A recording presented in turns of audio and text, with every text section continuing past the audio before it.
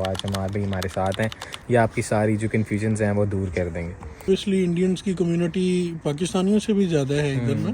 Separate admission होते हैं और कुछ जॉइंट एडमिशन होते हैं। हालात बहुत ज़्यादा इधर भी टाइट है ना। बिल्कुल ऐसे ही है। अच्छा, तो हमारे भाई आपने फिनलैंड को ही क्यों स्पेसिफिकली चूज़ किया? जो नेक्स्ट इनटेक है तब से 9600 यूरोस की स्टेटमेंट उन्होंने कर दी है। पाकिस्तानी तकरीबन 30 लाख। और अगर आपको जिस तरह की आपको फिनलैंड स्कॉलरशिप मिल गई है, जो बेबीज हैं वो या तो मेन एप्लीकेंट के साथ चले जाएंगे या स्पाउस के साथ चले जाएंगे। स्पाउस के बेनिफिट्स का भी ज़रा बता दें। आपके पास कोई स्किल है तो हुकूमत आपको लोन भी देती है। जहाँ तक बेबीज की हेल्थ की केयर का मसला है या उनकी एजुकेशन का इशू है, वो आप बिल्कुल टेंशन फ्री हो जाएं। अस्सलाम वालेकुम दोस्तों, आज मेरे साथ अमार भाई मौजूद हैं जो कि फ़ैमिली वीज़ा के ऊपर आए थे और हमें काफ़ी सारी रिक्वेस्ट आ रही थी मुझे कि फ़ैमिली के बारे में बता दें। तो आज अमार भाई हमारे साथ हैं, ये आपकी सारी जो कन्फ्यूजन्स हैं वो दूर कर देंगे। अस्सलाम वालेकुम अमार भाई, क्या हाल चाल है? अल्हम्दुलिल्लाह ठीक ठाक। महीना हो गया, आपको कैसा लग रहा है? जी अल्हम्दुलिल्लाह पहले से तो काफ़ी बेहतर है। ज़ाहिर सी बात है, बंदा जब स्टार्ट में आता है तो बहुत सारी चीज़ें ऑकवर्ड सी लग रही होती हैं। ये कल्चर भी बिल्कुल ऑकवर्ड सा है अपने एशियन कल्चर की निस्बत। तो इधर ये एक फ़ायदा हो गया कि आप लोगों से मुलाकात हो गई, माइंड सेटिस्फेक्शन होती है इंसान के लिए, तो वो अल्हम्दुलिल्लाह है। क्योंकि जब आपके पास माइंड सेटिस्फेक्शन होगी उसके बाद ही अपनी अपनी बाकी तमाम चीज़ों की तरफ आप फोकस कर सकेंगे। तो अल्हम्दुलिल्लाह काफ़ी अच्छा जा रहा है अभी तक का एक्सपीरियंस जो है। और दूसरा, इंडियंस भी काफ़ी मेरी वीडियोस देख रहे हैं, तो उनके बारे में आप क्या कहना चाहेंगे? उनको यहाँ पे उनकी कम्युनिटी मिलती है कि नहीं मिलेगी? हाँ मिलती है उनकी। ऑब्वियसली इंडियंस की कम्युनिटी पाकिस्तानियों से भी ज़्यादा है इधर ना। तो बंगालियों की कम्युनिटी जो है वो भी ज़्यादा है। तो डेफिनेटली जब कल्चरल चीज़ें एक दूसरे के साथ मैच कर रही होती हैं तो इंसान काफ़ी सेटिस्फाइड होता है। ठीक हो गया। अच्छा, सबसे पहले आप हमें अपने एजुकेशनल बैकग्राउंड के बारे में बता दें।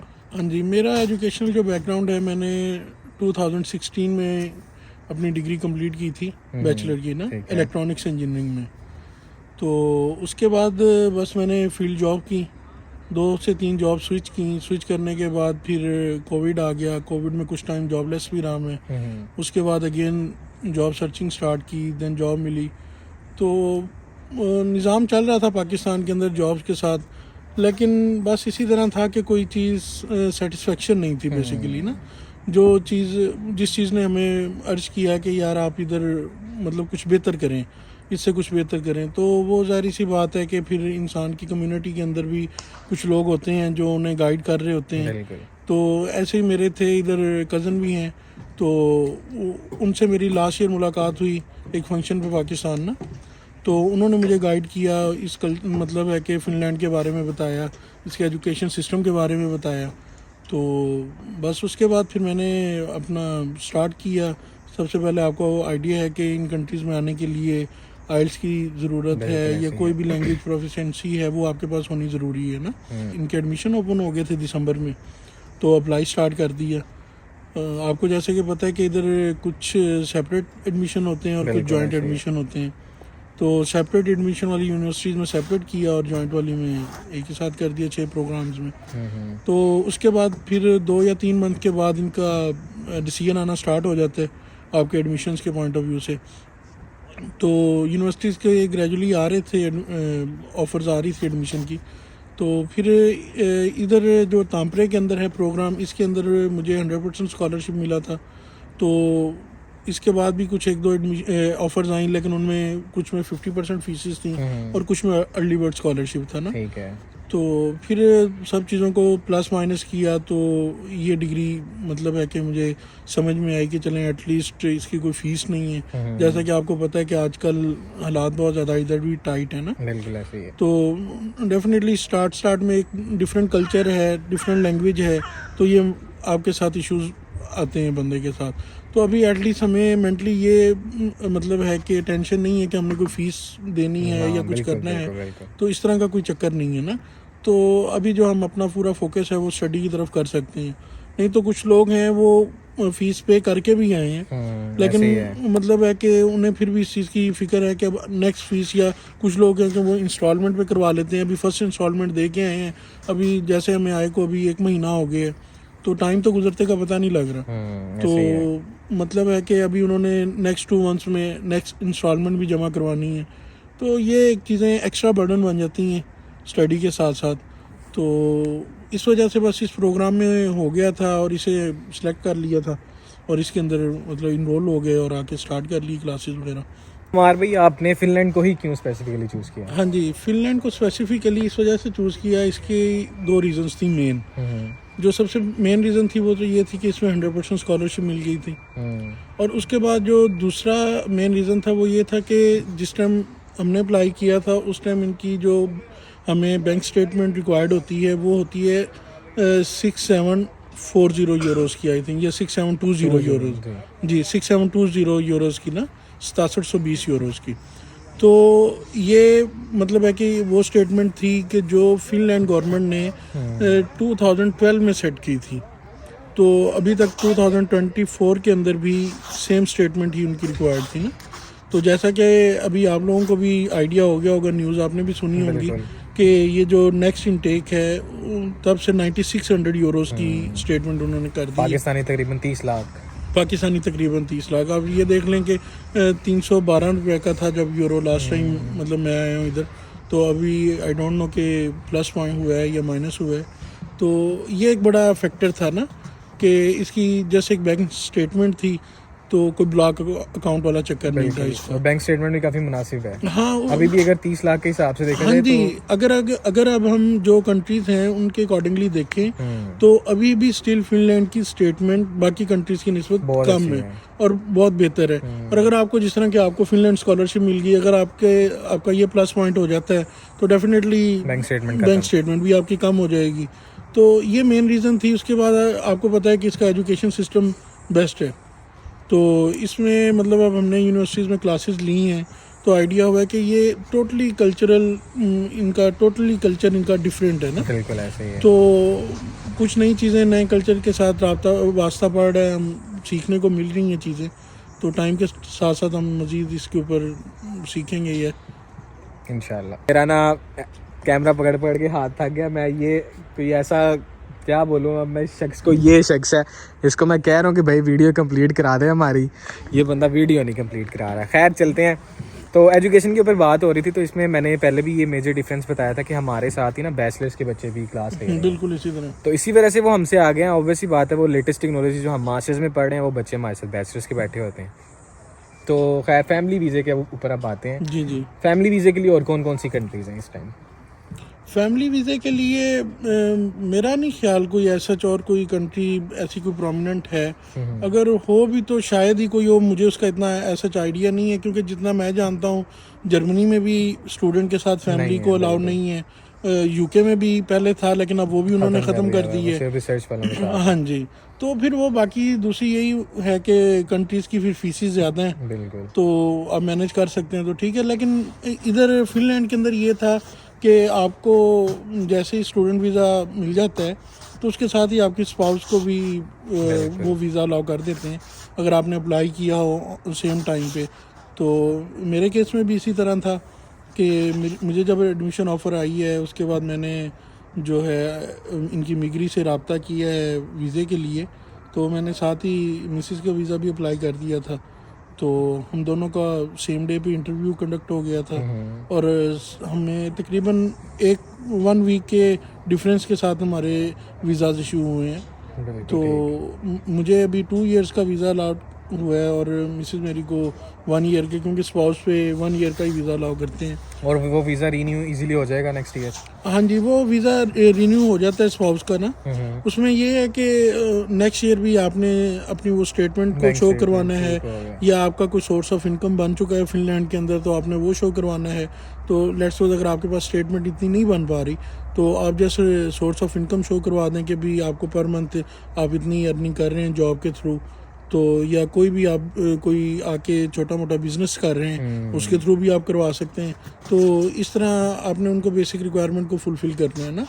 तो अभी जो इनिशियली केस होता है उसके अंदर तो स्पाउस का जो है वो 8400 यूरोज़ था पर ईयर का ना रिक्वायरमेंट थी। लेकिन जहाँ पे फिनलैंड वालों ने मतलब 9600 यूरोज़ किए हैं तो स्टूडेंट के लिए, तो नहीं स्पाउस का उन्होंने कम किया है। नहीं, स्पाउस का उन्होंने कम किया है। तो स्पाउस का तकरीबन अब 7000 या 7200 यूरोज़ कुछ इस तरह हुआ है ना।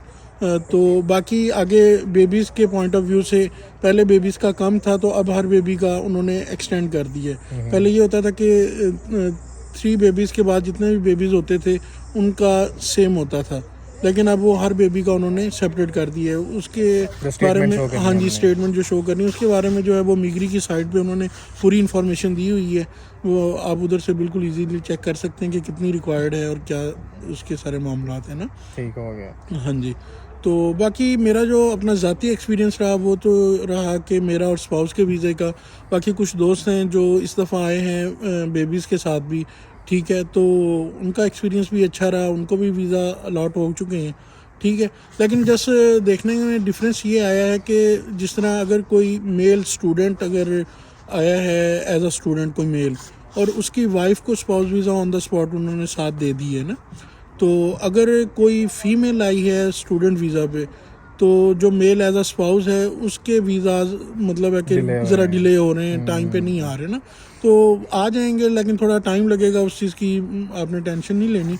तो ये इनका पूरा अपना एक स्ट्रक्चर है, उसके अकॉर्डिंगली ये चल रहे होते हैं। सबसे पहले तो मैं उसामा भाई का शुक्रिया अदा करता हूँ, मेरा हाथ बहुत थक गया था तो ये आ गए हैं। तो हाँ, फैमिली वीज़े के ऊपर हमने बात स्टॉप की थी। डीएनए का आप बता दें जो बच्चों के साथ। हाँ जी, जो बच्चों के साथ है ना, उनमें ये है कि आपने एक तो मेन एप्लीकेंट ने अपनी अपॉइंटमेंट लेनी है, ठीक है, और स्पाउस की अपॉइंटमेंट लेनी है। ठीक है। जो बेबीज़ हैं वो या तो मेन एप्लीकेंट के साथ चले जाएंगे या स्पाउस के साथ चले जाएंगे, ठीक है, तो उनके लिए कोई सेपरेट आपको अपॉइंटमेंट लेने की ज़रूरत नहीं है। अच्छा, और उसके अंदर ये होता है कि वो उधर मतलब एक डीएनए का टेस्ट करवाते हैं वेरीफाई करने के लिए ना, तो वो जो वीएफएस ग्लोबल के ऑफिस जाएंगे वो ऑन द स्पॉट ही वो सारा प्रोसेस हो जाता है, मतलब है कि आपका वन टाइम जाने में ही आपका सारा प्रोसेस हो जाएगा ना। इसके वैसे एडिशनल चार्जेस होंगे डीएनए के? मुझे जो उसने गाइड किया था कि कोई चार्जेस नहीं थे डीएनए के ना, तो बाकी अगर कोई हो तो मुझे उसका प्रॉपर आइडिया नहीं है, तो हम इसे कंफर्म कर सकते हैं। आप किसी और व्लॉग में बता दीजिएगा कि एडिशनल चार्जेस हैं या नहीं है। प्रोसेस अलबत्ता यही है कि उसका कोई लंबा चौड़ा या कोई सेपरेट प्रोसेस नहीं होता। अच्छा, अभी हम डिस्कस कर रहे थे कि फैमिली वीज़ा और कहाँ लग सकती है। ये स्वीडन में ऑप्शन है, उसके अलावा डेनमार्क में ऑप्शन है, लेकिन वहाँ पे आपको पता है बजट बहुत हाई जाता है, बिल्कुल, इसकी वजह से लोग फिनलैंड को प्रेफर करते हैं। उसके अलावा स्पाउस के बेनिफिट्स का भी ज़रा बता दें। हाँ, स्पाउस के जो बेनिफिट्स हैं वो तो यही है कि भी उन्हें फुल टाइम वर्क अलाउ होगा इधर, ये बकायदा आपका जो रेजिडेंट परमिट कार्ड आएगा उसके ऊपर मेंशन होगा, ठीक है। फुल टाइम वर्क के साथ साथ आप अपना आके कोई बिजनेस का इनिशिएटिव भी ले सकते हैं। तो डेफिनेटली ये नहीं है कि आपने आके कोई जॉब ही करनी है। अगर आप किसी चीज़ में एक्सपर्ट हैं, लेट्स सपोज आप कुकिंग में एक्सपर्ट हैं या आप बेकिंग के किसी मामले में एक्सपर्ट हैं, तो आके आप अपना एक छोटा सा सेटअप स्टार्ट कर सकते हैं।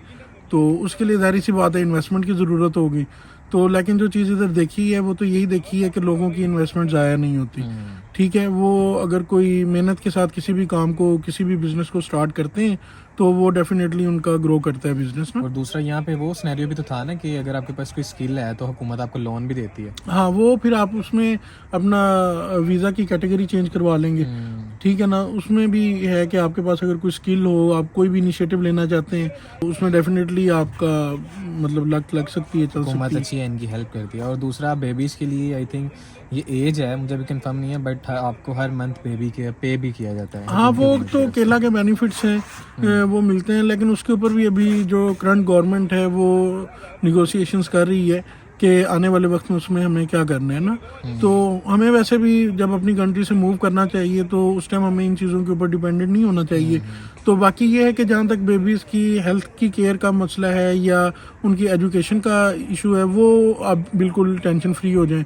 वो इधर फ्री ऑफ कॉस्ट आपका, अगर कोई बेबी डे केयर में जाने वाला है, डे केयर से लेकर मतलब है कि उसकी स्कूलिंग तक, ये जब आप इस गवर्नमेंट के साथ अटैच होंगे तो वो उनकी रिस्पॉन्सिबिलिटी बन जाएगी। उसमें आपको फिक्र करने की कोई ज़रूरत नहीं है, चाहे आप स्पाउस वीज़े पे हैं, स्टूडेंट वीज़े पे हैं, तो ये मामला सारे इसी तरह ही हैं। आप एक क्वेश्चन रहेगा जो सबसे मेन है, मोटिवेशन लेटर आपने किस तरह से लिखा था, क्योंकि आपकी फील्ड और थी, जी जी, आपका एडमिशन बायोमेडिकल में हुआ है। हाँ जी। अच्छा, बेसिकली ना आपकी ये फिनलैंड की एक ये भी खूबसूरती है इनके इदारों की कि आपकी एजुकेशन बैकग्राउंड जो भी हो और आप आगे जिस भी फील्ड में परसू करना चाहते हैं, तो ये आपको फ्री हैंड देते हैं कि आप आएँ और आके अपने कैरियर को बनाएं ना। तो मेरे केस में भी इसी तरह था मेरा, क्योंकि फुल कोई 180 डिग्री का शिफ्ट नहीं था फील्ड का मेरी, क्योंकि बेसिकली इलेक्ट्रॉनिक्स इंजीनियरिंग की डिग्री थी और आगे जो मेरी डिग्री है वो है माइक्रो और नैनो डिवाइसेस में ना। तो ये मतलब somehow कोई 30-40% को रिलेट करती थी। अच्छा, तो अपनी डिग्री के बाद मैंने जो अपने एक्सपीरियंसेस थे वो शो किए। मैंने बेसिकली अपना जो मोटिवेशन लेटर बनाया था उसके अंदर अपनी मतलब जो ग्रेजुएशन के दौरान अचीवमेंट्स थी उनको हाईलाइट किया, और उसके बाद जो मैंने जॉब्स की, चाहे जिस भी प्राइवेट सेक्टर में मैंने जॉब की, चाहे वो बायोमेडिकल की फील्ड से रिलेटेड थी या नहीं थी, उसमें जो अचीवमेंट्स थी उनके बारे में मैंने उसके अंदर डिस्कस किया।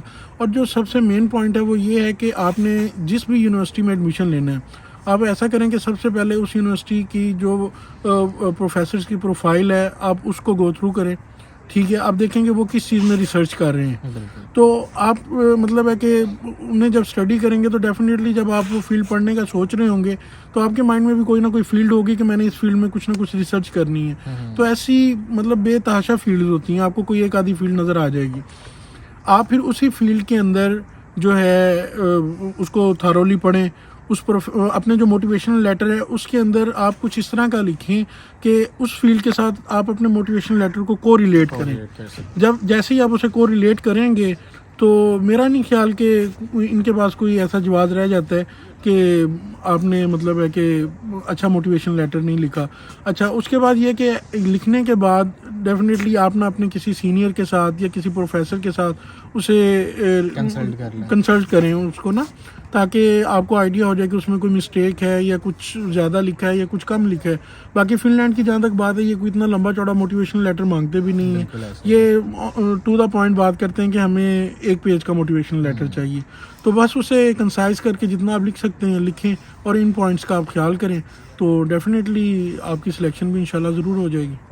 और जो इस मतलब अपॉइंटमेंट की कैटेगरी चेंज हुई है वो भी बता दें, अपॉइंटमेंट जिससे आप की। बच गए थे। हाँ, वो ये हुआ था कि जैसे कि पहले हम फैमिली वाले जो थे ना वो सेम एक ही अपॉइंटमेंट लेते थे। मतलब जिस तरह मैंने अपनी as a main applicant student की अपॉइंटमेंट ली, उसी में मैंने अपने मिसेस का नाम भी ऐड कर दिया ना। तो ये जिस दिन मेरा इंटरव्यू था उसी दिन इस चीज़ का भी आइडिया हुआ कि भाई, और मुझे बाकायदा ये जो वीज़ा ऑफिसर थी उसने मुझसे कोई 5 मिनट इसी टॉपिक पे लगाए ना, और उसके बाद उसने मुझे ये बात की कि आपने नेक्स्ट भी आगे गाइड करना है कि जब अब आप फैमिली वाला अपॉइंटमेंट लेंगे VFS ग्लोबल से, तो वो आप फैमिली रीयूनिफिकेशन में लेंगे, वो आप मेन एप्लीकेंट वाले में नहीं लेंगे। जो स्पाउस होगा उसका फैमिली रीयूनिफिकेशन में होगा। तो बस इस चीज़ का आपने भी केयर करना है, क्योंकि अब ये इम्प्लीमेंटेशन उन्होंने कर दी है, पहले इस चीज़ की इम्प्लीमेंटेशन नहीं थी। और इसमें बच्चों का कहाँ पे जा सकते हैं? वो यहाँ मेन के साथ वो चाहे मेन के साथ चले जाएं चाहे वो स्पाउस के साथ चले जाएं, उसका कोई इशू नहीं है। ठीक हो गया। तो ये भाई अपनी तरफ से तो हमने पूरी डिटेल में बात कर ली है। बाकी अब आप लोगों का जो भी क्वेश्चन होगा वो आप हमसे कमेंट्स में पूछ सकते हैं या मुझसे पर्सनल पूछ लें। मार भाई हमारे साथ हैं, हम इन्फॉर्मेशन आपको दे देंगे। बाकी चलिए चलते हैं। अल्लाह हाफिज़। शुक्रिया उसामा भाई आपका, आपने वीडियो बना दी।